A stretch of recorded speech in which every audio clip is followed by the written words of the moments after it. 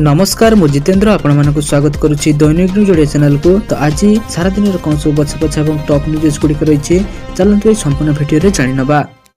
ओडिशा रे वर्षा को नहीं आसला बड़ खबर। 5 दिन जाए निस्तार नहीं वर्षा। आसंता 19 तारिख पर्यंत राज्य में प्रबल अति प्रबल वर्षा होवार संभावना रही। सक्रिय अवपात वर्तमान दुर्बल हो जाए। एने विभिन्न जिला को पाणीपाग विभाग पक्षर सतर्कता जारी कर आज 6 जिले में प्रबल अति प्रबल वर्षा होगा नहीं आकलन कर सब जिलागुड़िक है मयूरभंज, केन्दुझर, सुंदरगढ़, संबलपुर, झारसुगुड़ा और बरगढ़ जिला। एने यही 6 जिला को ऑरेंज वार्निंग जारी कर चलो देखा परवर्ती अपडेट कौन रही। आज बंद डाकर देला बीजेडी। बालेश्वर एफएम कॉलेज पीड़ित छात्री सौमिश्री विशी मृत्यु नहीं 16 तारिख अर्थात आज बालेश्वर जिला बंद डाकर देछि बीजेडी। सौमिश्री न्याय प्रदान दाबी में यह बंद डाकर देछि बीजेडी। आज सकाळ 6टारू अपराह्न 2टा पर्यंत बंद डाकरा दि जाइए। यह समय जरूरी सेवा चालू रहिबो। मात्र बंद समय दुकान बजार, गाड़ी मोटर, बस, ट्रेन, स्कूल और कॉलेज बंद रहिबो। सौमिश्री विशी यौन निर्यातना एवं अपमान शिकार होता अभियोग होइछे। ए निर्यातना सही न पारि गत 12 जुलाई 2025 से आत्माहुति देइथिले। चलो देखिए परवर्ती अपडेट कौन रही। 17 ओडिशा बंद। आसंता 17 तारिख में ओडिशा बंद डाकर देछि कांग्रेस वाम दल समेत 7 राजनीतिक दलर ओडिशा बंद डाकर दि जाइए। बालेश्वर घटना को विरोध करी ओडिशा बंद डाकर देछि कांग्रेस दल। 17 रे सारा राज्य में बंदर प्रभाव देखा मिलिबो। सबु सहर में कैंडल जाली मृता सौमिश्री अमर आत्मार सद्गति कामना करा जाउछि। बालेश्वर एफएम कॉलेज छात्री आत्महत्या घटना रे मिलित विरोधी दल पक्षर सांबादिकों को सूचना करिसेंती पीसीसी सभापति भक्त चरण दास। से कहते शेष में भाजपा दलर एबीवीपी झील भी पात पड़े। छात्री जोड़ुवा समस्ते देखुले, कहीं प्रतिवाद कले। भाजपा दल शासन को आसिया पर कहारी कथा शुणुना। चलो देखिए परवर्ती अपडेट कौन रही। महाकाश फेरिले शुभांशु शुक्ला। प्रशांत महासागर में सफल अवतरण कले। शुभांशु सहित अन्य 3 जन महाकाशचारी फेरी कैलिफोर्निया तटवर्ती अंचल में अवतरण करिसेंती। किछि दिन मेडिकल सुपरविजन रहिबे। शुभांशु और मिशन फॉर क्रू महाकाश में 60टी परीक्षा करिसेंती। इसरो पर 7टी परीक्षण कर जाइछे। शुभांशु को स्पेस अभिज्ञता भारत निजस्व स्पेस स्टेशन पर बहु उपयोगी हेबो। आईएसएस रे 18 दिन रहिसेंती 4 महाकाशचारी। 10 अक्टोबर 1985 रे लखनऊ रे जन्मग्रहण करिथिबा ग्रुप कैप्टेन शुभांशु शुक्ला 2006 मसीह वायुसेना जड़े लघुआ पायलट भाव में जोग देइथिले। चलो देखिए परवर्ती अपडेट कौन रही। दामी औषधर मिलिबो आश्वस्ति। कैंसर सह 71 प्रकार मेडिसिन मूल्य हारब ह्रास। चलो देखना संपूर्ण अपडेट कौन रही। कर्कट, मधुमेह किंबा जीवनघातक संक्रमण चिकित्सा खर्च बहन करने साधारण लोकों खूब कष्टकर, किंतु एबे केंद्र सरकार गुरुत्वपूर्ण निष्पत्ति नहीं जहाँ रोगी को बड़ आश्वस्ति देव। सरकार 71टी औषधर मूल्य स्थिर करने को निष्पत्ति नहीं। याछड़ा प्राणघाती संक्रमण चिकित्सा व्यवहार होता सफ्टिएक्सकन, डिसोडियम एडेडेट और सल्वेक्टम पाउडर मूल्य 626 टंका कर दिया जाइए। से भली कम्बीपैक मूल्य 515 टंका कर जाइए। एनपीपीए निजर नुआ नोटिफिकेशन रे 25 एंटी डायबिटिक फर्मुलेसन मूल्य निर्धारित करिछे, जोंथिरे सिटाजिलिपिटिन प्रमुख उपादान रूपे रही। यह छड़ा एम्पाजिफ्लोजिन मिश्रण थिबा बहु अन्य मधुमेह औषध यह सूची में सामिल रही। चलो देखिए परवर्ती अपडेट कौन रही। राशन कार्ड को नहीं बड़ खबर। इकेवाईसी कर लोकों को सरकार देले शेष चेतावनी। 3 मास मध्य इकेवाईसी न कले कार्ड गुड़ी काटी दिया। एने खाद्य जोगाण मंत्री कृष्ण चंद्र पात्र रोकठोक शुणाई देइछन्ते।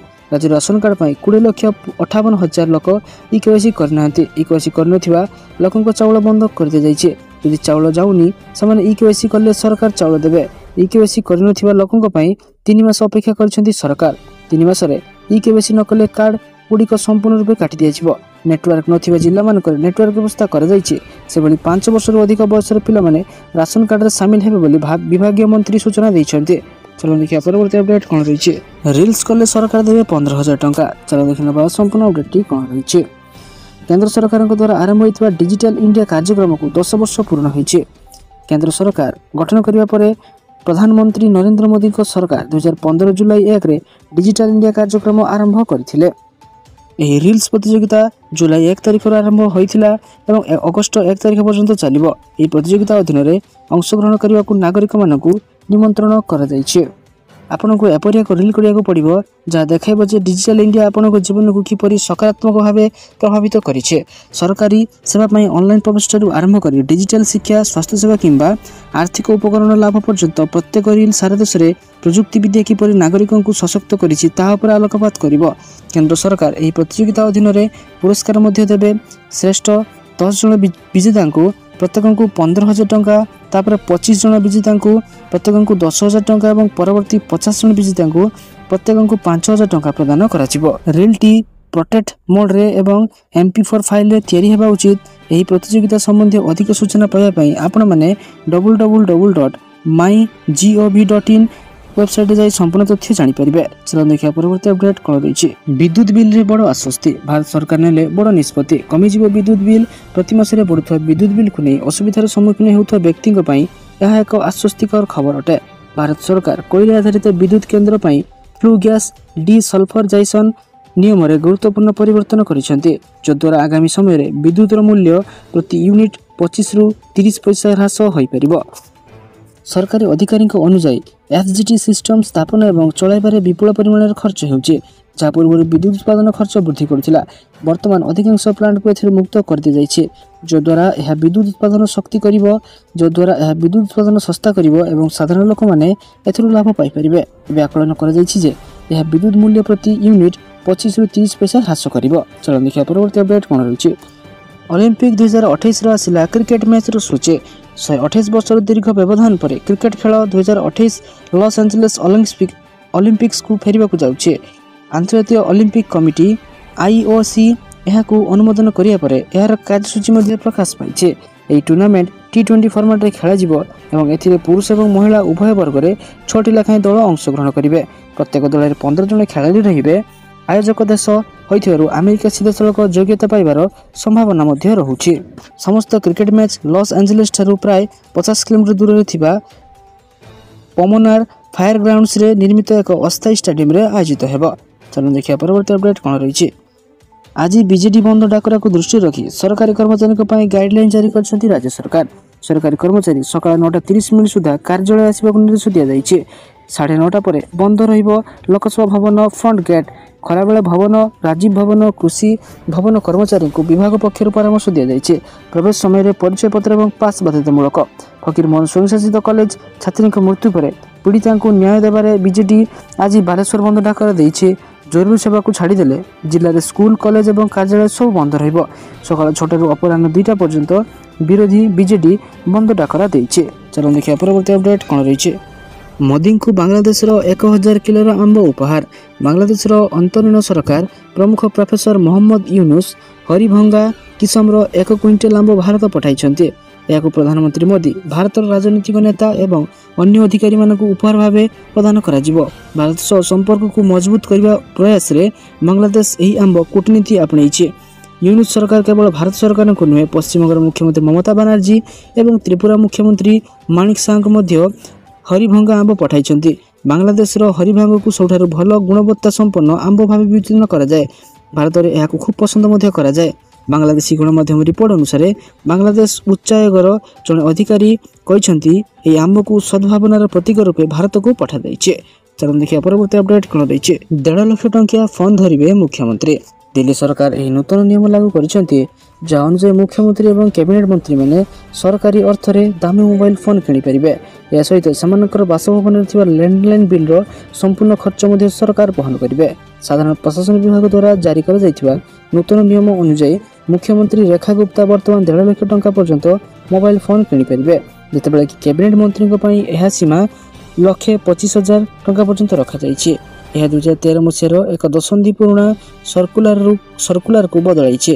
ପୂର୍ବରୁ ମୁଖ୍ୟମନ୍ତ୍ରୀଙ୍କ ପାଇଁ 50,000 ଟଙ୍କା ଏବଂ ମନ୍ତ୍ରୀମାନଙ୍କ ପାଇଁ 45,000 ଟଙ୍କାର ସୀମା ରହିଥିଲା।